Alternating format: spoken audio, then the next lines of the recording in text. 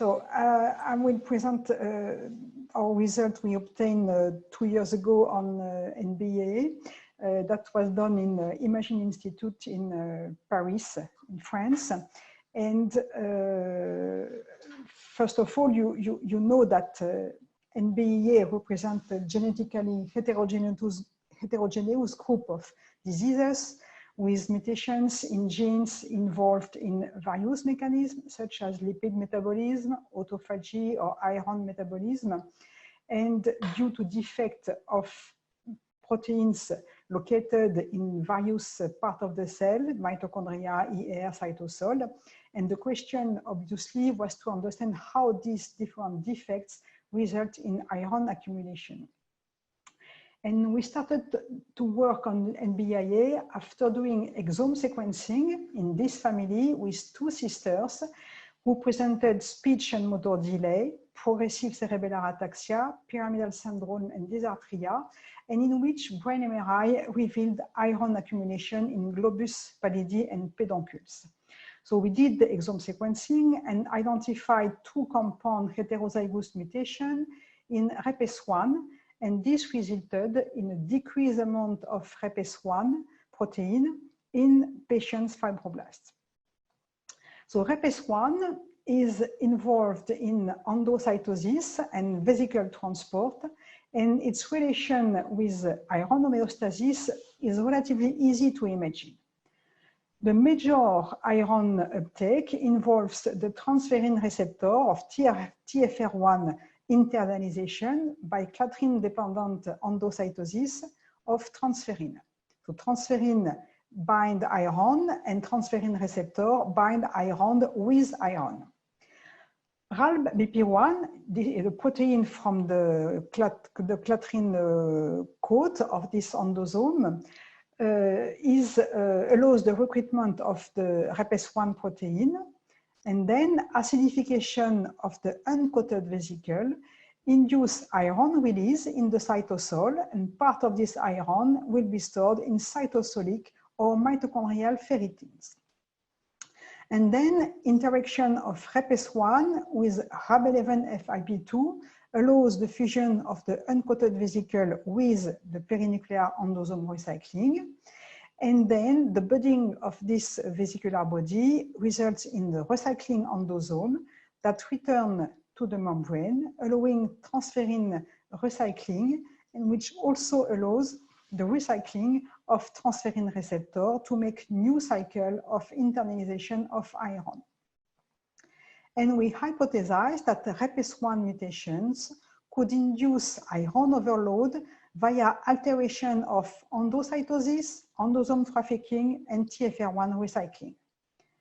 We therefore measured the iron content in control and REPES1 fibroblast by a ferrozine-based assay. And as you can see here, REPES1 fibroblast showed a slight increase of iron content. And here it was when grown in low iron medium. We incubated the cells with ferric ammonium citrate, FAC, a soluble source of iron that induces iron uptake for 3 days. Control cells obviously increase their iron content in a limited manner, but REPES1 fibroblast showed a major increase of iron content and suggesting a deregulation of iron uptake. And in order to confirm that the REPES1 mutations indeed induce the iron overload, we overexpressed the wild-type REPES1 cDNA in patients' fibroblasts and also in controls. And this reduced the iron content to control values. And this demonstrated that REPES1 mutations are indeed responsible for iron overload, and that REPES1 is the disease-causing gene. So considering these first results in REPES1 fibroblast, we also looked at iron content in fibroblasts of NBAA patients with SPANK2, Ple2G6, C19orf12, FA2H, and CRAT mutations. And CRAT encodes carnitine acetyltransferase, an enzyme involved in coenzyme A biosynthesis, and we identified CRAT mutation in another patient with NBAA. So when grown in low iron conditions, NBIA fibroblasts exhibited a slightly elevated iron content, but after 3 days incubation with FAC, ferric ammonium citrate, all NBIA fibroblasts showed a major cellular iron content that was 10 to 30-fold change, while control fibroblasts displayed only an 8-fold upregulation of iron content. We also followed the transferrin recycling. You must say that transferrin and transferrin receptor are linked in after endocytosis. So we followed the transferrin recycling in fibroblasts from NBIA patients. So as you can see here, the transferrin signal here in red rapidly decreased and disappeared in control cells, but still exist in NBIA fibroblasts even after 10 minutes of the experiment. And they also accumulate, the TF signal accumulate in the vicinity of the nucleus. Quantification of this signal during time showed a significant delay of transferrin recycling in all NBIA fibroblasts. And this suggests that not only REPES1 mutation, but other NBIA mutations also affect endosome recycling for yet unknown reasons, and that abnormal transferrin recycling is a generic feature of NBIA fibroblasts. The homeostasis of iron, of cellular iron, is mainly regulated by a post-transcriptional mechanism involving 2 iron regulatory proteins, IRP1 and IRP2. In low iron condition, the IRPs bind to iron regulatory elements, IRE, in the 3' UTR of TFR1 mRNA, protecting it against degradation, and thus allowing cells to import more iron by endocytosis of TF and TFR1. IRP also binds to the 5' UTR of ferritin mRNA, thereby inhibiting ferritin synthesis and limiting the iron storage. In high iron condition, IRP1 is converted into aconitase, and IRP2 is degraded, and this will limit the iron entry and facilitate the iron storage. And this post-transcriptional regulation is one of the main mechanisms described to maintain homeostatic levels of TFR1 and ferritin. TFR1 mRNA was in low and high iron condition, were similar in control and patients and NBIA fibroblasts, demonstrating that there is a normal post-transcriptional regulation of TFR1 in NBIA. We then studied the steady-state level of several proteins involved in iron homeostasis. In low iron condition, which is -FEC here, IRP1 and 2, the 2 iron regulatory proteins, are in similar amount in control and patient fibroblasts. But ferritin was slightly higher in NBIA fibroblasts, reflecting a cellular iron overload.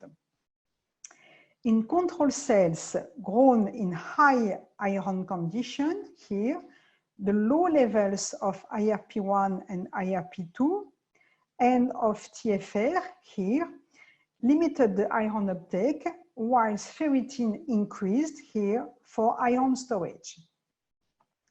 In high iron condition, in control cells, IRP1 and IRP2 also decreased, and ferritin increased for iron storage, exactly as in controls.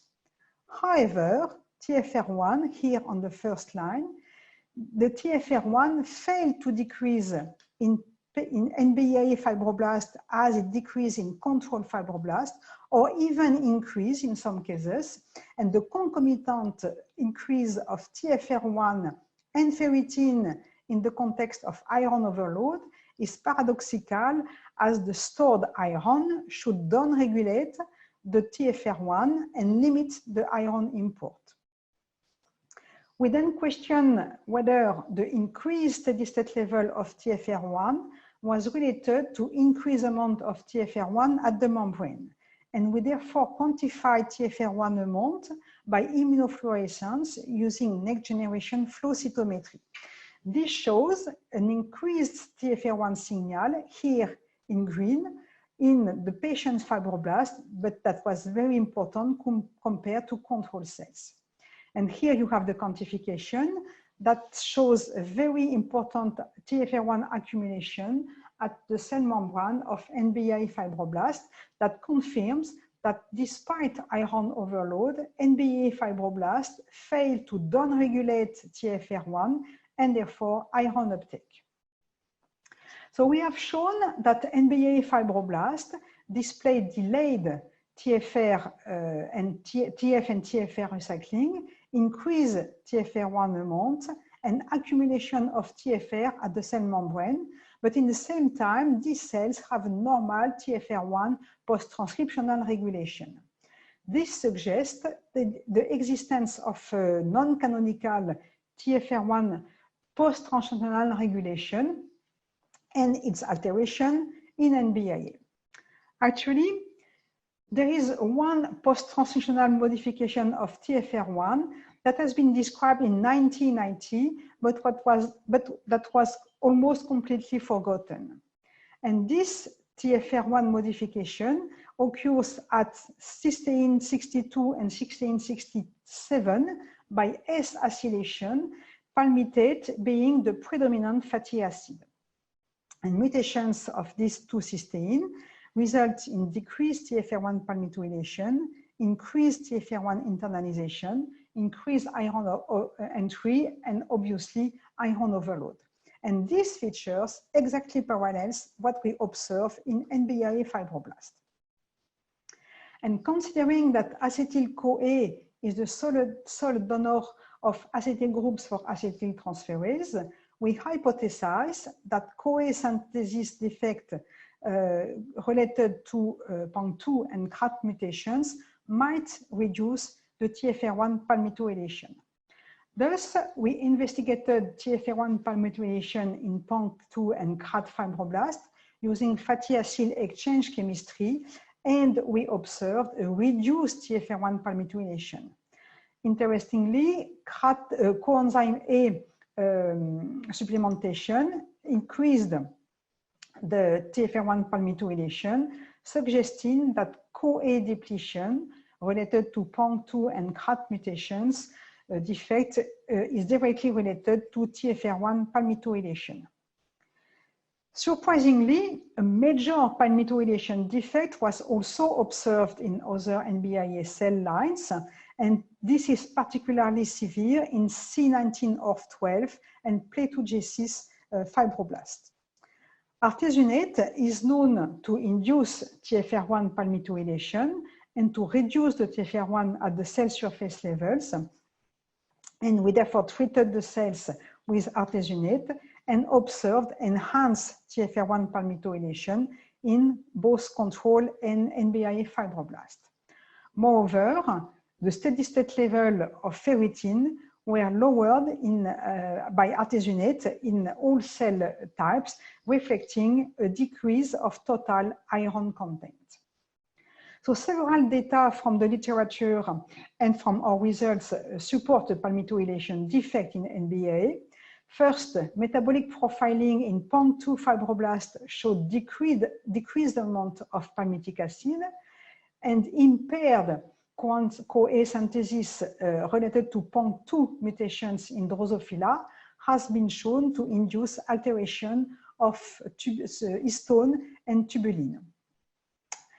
In CoA-C fibroblasts are also known to display reduced levels of acetyl and total CoA expected to decrease palmitic acid. We have detected defect of palmitate beta oxidation in CRAT fibroblast.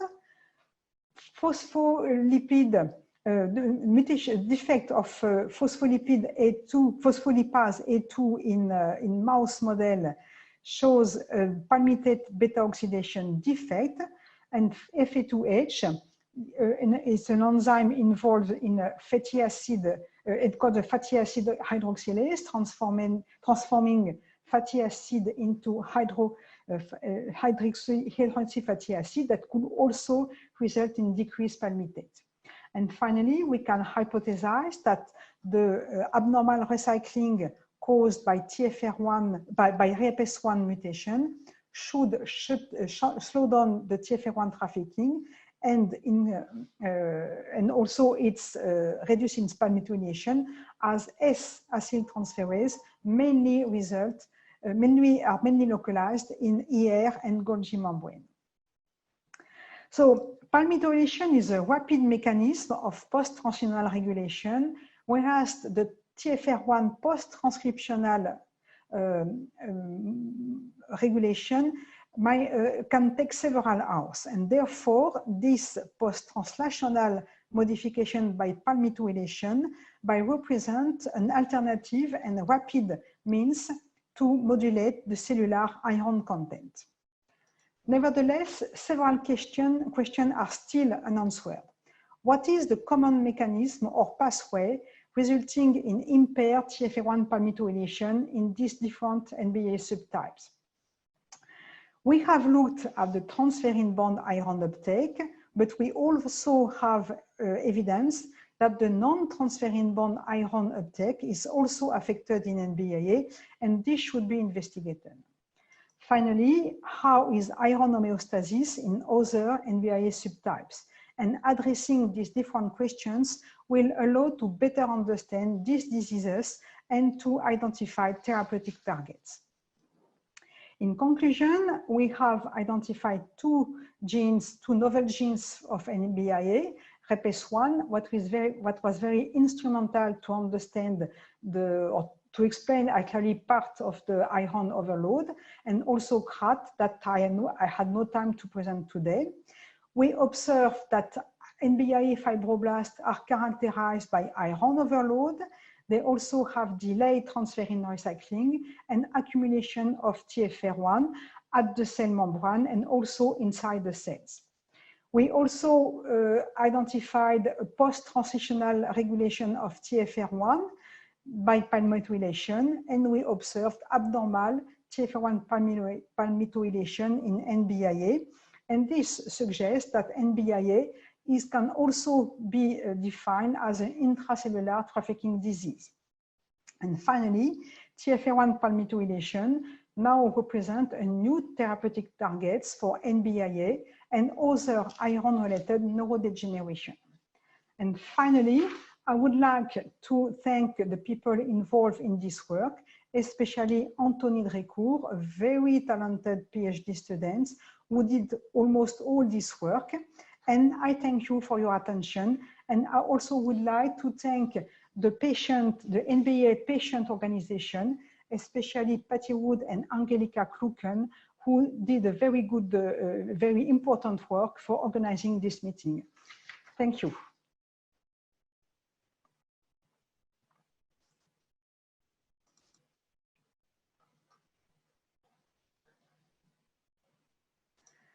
So I guess that we have now some questions. I'm looking to the questions.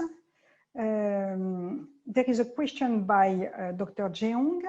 I will read this question. If there is a problem in recycling of TFR1, one might expect less import of iron instead or more. So this is a very frequent question, and actually there is both a problem of recycling of TFR and also an increased amount of TFR1 at the cell membrane. And I guess that this increased amount of TFR1 at the cell membrane induce an increased import of iron. And the defect on the recycling, which allows to release more iron in the cells. So the combination of these two elements results in iron overload in these cells. And the second part of the question was more intracellular iron will suppress production of TFR1, which actually this is the normal situation that occurs in normal cells.